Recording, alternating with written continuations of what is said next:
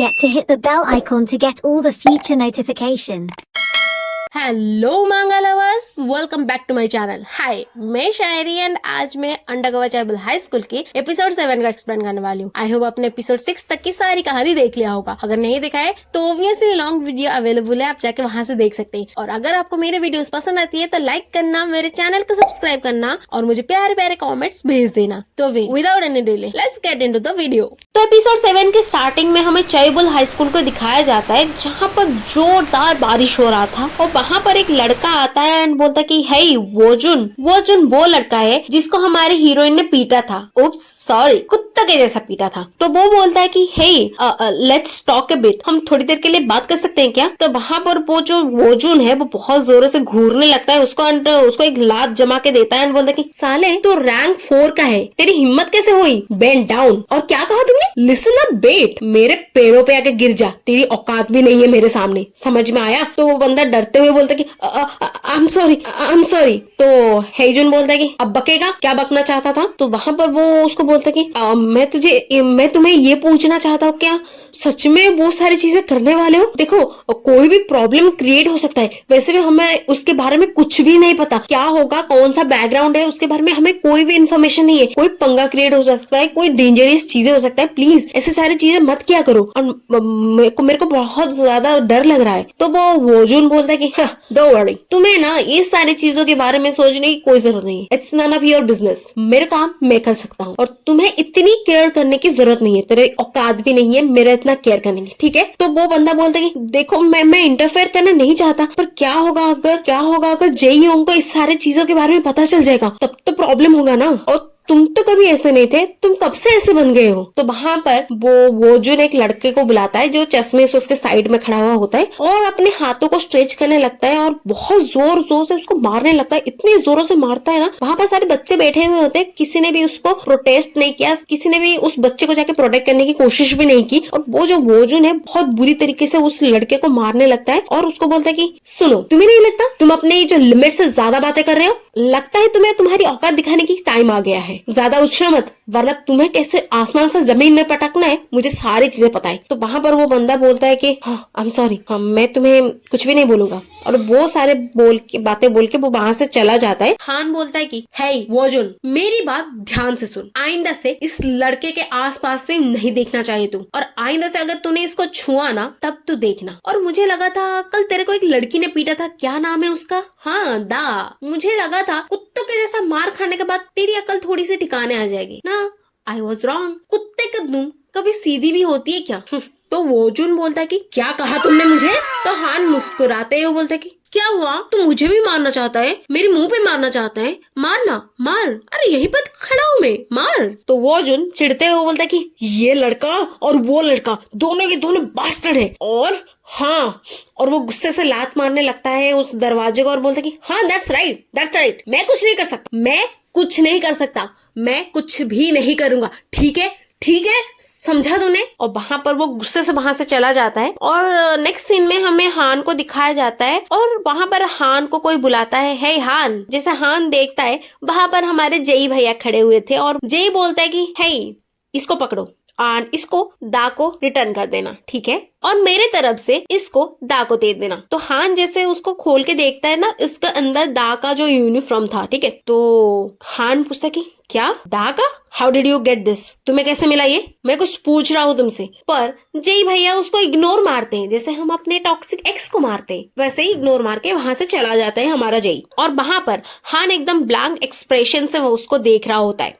Scene में हमें gene और दा को दिखाया जाता है, दोनों ही बैठे हुए होते क्लासरूम में और जीन दा का दिमाग खा रहे होते हैं और बोलते हे बोल ना, ये वाला अच्छा है कि वो वाला अच्छा है? बोला कौन सा पिक्चर अच्छा है? तो दा बोलते कि अरे कोई सा भी देने, इससे क्या फर्क पड़ता है? तो जीन बोलती है कि कैसे फर्क नहीं पड़ता? फर्क पड़ता है तो बोलना कौन सा अच्छा है, ये वाला अच्छा है, तो देख ना ये वाला अच्छा है कि नहीं, बोल तो सही मुझे। तो वहां पर हान आके बोलता है कि ओ लगता है कि तुम दोनों कोई इंटरेस्टिंग कन्वर्सेशन कर रहे हो। और वो वहां पर उसका यूनिफॉर्म रखता है और दा बोलती है कि ये क्या है? तो हान बोलता है कि वैसे एक बात बताओ, तुम और जेई कल तुम दोनों कर क्या रहे थे? तो दा जैसे उसको खोल के देखती है, वहां पर उसका यूनिफॉर्म था। तो वो मन में सोचती कि ओ मैंने सोचा था कि मैंने इसको घुमा दिया था। तो दा पूछती है एक बात बताओ, तुम्हें ये कैसे मिल गया? तो हान बोलता है कि जेई ने मुझे ये तुम्हें रिटर्न करने के लिए बोला था। और क्या तुम्हें मुझे बताना नहीं है कि तुम दोनों कल कैसे मिले थे और कहाँ मिले थे? इवनिंग में, राइट? हाँ, और इवनिंग में तुम दोनों थे या फिर बताओगे जरा, मुझे एक्सप्लेन करोगी ये सारी चीजें? तो दाव बोलते कि इससे तुम्हें क्या लेना देना, मतलब तुम मुझे ये सारी चीजें क्यों पूछ रहे हो? तो हान वहां पर एक कोल्ड लुक देता है एंड बोलता कि पर तुम दोनों ही अकेले क्यों थे और रात में तुम दोनों ही क्यों थे अलग? हाँ, मुझे बताओगे क्यों तुमने अभी जेई का टी शर्ट पहना हुआ है? क्यों तुमने अभी जेई का टी शर्ट पहना हुआ है? मुझे बताओगे क्यों तुमने जेई का टी शर्ट पहना है? और तुम दोनों कर क्या रहे थे कल? तो दा मन में सोचती कि ये मुझे इतना टेरिफाइंग लुक क्यों दे रहा है, जैसे कि मैंने इसको चीट किया है। लाइक सीरियसली, दिमाग खराब है क्या इसका? दा बोलती है, लुक, तुम क्या सोचते हो क्या नहीं सोचते हो मुझे उससे कोई फर्क नहीं पड़ता, पर मैं तुम्हें एक बात बता रही हूँ, जो तुम सोच रहे हो वो सारी चीजें नहीं है। तो हान बोलता है कि तो क्या है? तो तुम्हारी यूनिफॉर्म उसके पास क्यों था? तुम दोनों एक साथ कर ही क्या रहे थे? हाँ, और इन दोनों की झगड़े में हमारी जो हमारी जो जिन है वो मजा उठा रही थी और वो एकदम तो ये सारी चीजें देखने के बाद जी मन में सोचती कि आइश, मुझे तो ये सारी चीजों के बारे में पता नहीं था। लुक एट देम, हाय, ये एटमॉस्फेयर इतना अबनॉर्मल क्यों लग रहा है? मतलब जब मैं कल दा को छोड़ के गई थी वो जाके जेई होंग के साथ मिली। ओह, इट्स सो इंटरेस्टिंग। और यहाँ पर ये प्रिटेंड कर रही है कि इसको कुछ नहीं पता। हाय, कितनी नॉटी है ये, ओह माय गॉड। और देखो यार, बेचारा हान को कितनी तकलीफ हो रही है उसकी बातें सुन के।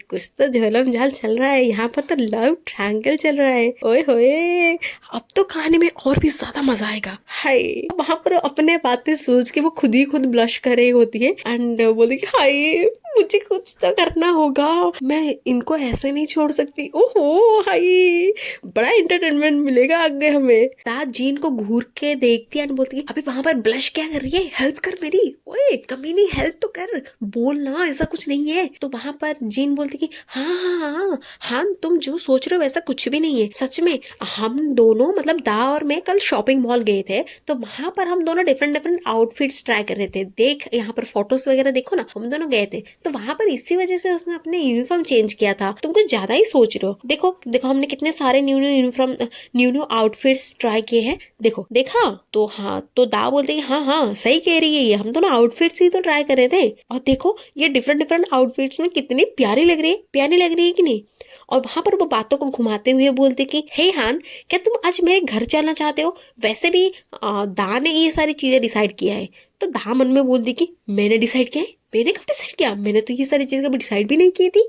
तो हान बोलते कि रियली? तो जीन बोलते कि हाँ, वैसे बेसिकली मैं कभी कोई लड़के को अपने घर में नहीं बुलाती, पर तुम दोनों, ये स्पेशल अपॉर्चुनिटी मैं तुम दोनों को देती हूँ। तो दा बोलती कि हे, व्हाट अबाउट माय ओपिनियन? मेरे को भी तो कोई पूछो मैं जाना चाहती हूँ कि नहीं। हाँ, तो जीन बोलती कि ठीक है, मंडे तक का टाइम ले ले, पर मंडे तुम मेरे घर जाने वाली है, ठीक है? और वो हान को देख के बोलती है, ओप्पा तुम चलोगे कि नहीं, मुझे बता देना, तुम्हें जाना ही पड़ेगा। तो दा थकी हारी स्कूल से वापस आती है एंड उसका पार्टनर बोलता है कि ओ हाय, यू आर फाइनली बैक। और बता कैसा गया आज स्कूल? वैसे भी यहाँ से तेरी स्कूल की डिस्टेंस तो बहुत कम है, तो ठीक ठाक ही गया होगा ना? हाँ, बस एक चीज की कमी है, यहाँ पर बहुत ज्यादा गर्मी हो रही है एंड एयर कंडीशनर भी नहीं है, पर इतने पैसे में इतना चीजें तो आना ही होगा। वैसे भी सिक्योरिटी का ध्यान रखना था, तेरे स्कूल का क्लोजनेस देखना था, यहाँ तक की प्राइस भी कम देखना था, उस हिसाब से इस हिसाब से घर तो एडजस्ट करना ही पड़ेगा। तो दाव बोलती कोई मैटर करता है, बकवास बातें मत किया कर तू। तो उसका पार्टनर बोलता है कि हे, ऐसा क्यों लग रहा है कि तू टायर्डनेस से मरने वाली है? तो दाव बोलती है एक काम कर, तू 2-4 दिन स्कूल जाके देख, उसके बाद बोलना कि टायर्डनेस से मरना क्या होता है, ठीक है? तो उसका दोस्त बोलता है कि ओ इतना ऑफेंड क्यों हो रही है? ठीक है, ये हमारा प्लान है, हमें ये सारी चीजें तो करना ही पड़ेगा। तो दाव बोलते कि हे, वो जो पेन ड्राइव तेरे को दिया था उससे कुछ इन्फॉर्मेशन मिला कि नहीं? तो उसका पार्टनर बोलता है कि हाँ, मैं वही चीज ढूंढ रहा हूँ, लेट्स सी।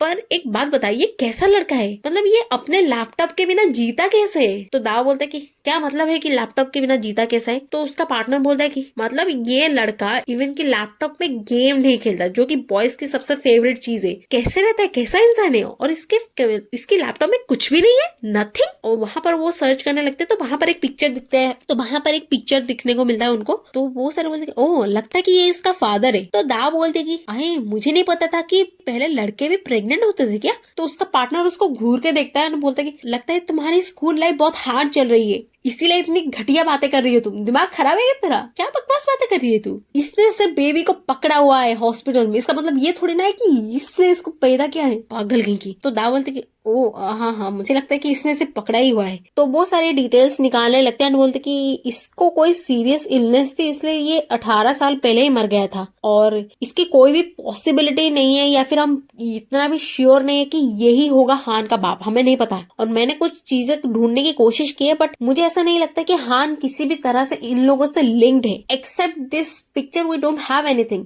ये पिक्चर के अलावा हमारे पास और कोई भी चीज नहीं कि ये प्रूव कर सकता है कि ये हान के साथ जुड़े हुए हैं, या फिर हान का कोई और भी आइडेंटिटी, हमें कुछ भी नहीं पता। तो दा बोलते कि हाँ करेक्ट। तो उसका पार्टनर बोलता है कि अगर तुझे हान के बारे में इन्वेस्टिगेट करना है तो ये यूजलेस है कि तू उसकी सराउंडिंग में कोई भी लोगों को इन्वेस्टिगेट करेगी, तो ये सारी चीजें यूजलेस ही है, हमें कुछ भी नहीं मिलेगा। तो दाव बोलते कि हाँ ऐसा भी हो सकता है कि उसका जो नेम है वो भी गलत हो सकता है, हमें कोई गारंटी नहीं है कि उसका नाम हान हो सकता है। और पता है उसका जो इन्फॉर्मेशन है उसके बारे में इतना कम इन्फॉर्मेशन, इतना लिमिटेड इन्फॉर्मेशन मिला है, हम कोई भी चीजें उसके बारे में नहीं पता कर पाए हैं अभी तक। पर एक बात ये है, मुझे नहीं लगता हान जू वॉन ये इतना सिंपल और ऑर्डिनरी पर्सन बिल्कुल भी नहीं है। तो वहां पर हमें हान दिखाया जाता है जो कि एक फोटो को बहुत इंटेंस नजरों से घूर रहा होता है। तुम्हें नहीं लगता कि हान बहुत ही ज्यादा एबनॉर्मल दिखता है? मतलब इससे देखना एक नेगेटिव वाइब सा, मुझे पता नहीं, हमेशा हमेशा इसको देखने से एक नेगेटिव वाइब, हमेशा हमेशा इसको देखने से हमें नेगेटिव वाइब आता है और लगता है कि हाँ इसके अंदर बहुत सारे राज है, बहुत सारा मिस्ट्री है और बहुत सारी चीजें हैं जिसको इसने छुपा के रखा है। एंड इसी मिस्टीरियस सीन के साथ हमारी आज की पार्ट खत्म होता है। आई होप कि आपको मेरी वीडियोस पसंद आई होगी। अगर पसंद आई है तो प्लीज मेरे वीडियोस को लाइक करना, मेरे चैनल को सब्सक्राइब करना और मुझे प्यारे प्यारे कमेंट्स भेजते रहना। Bye bye, I love you guys.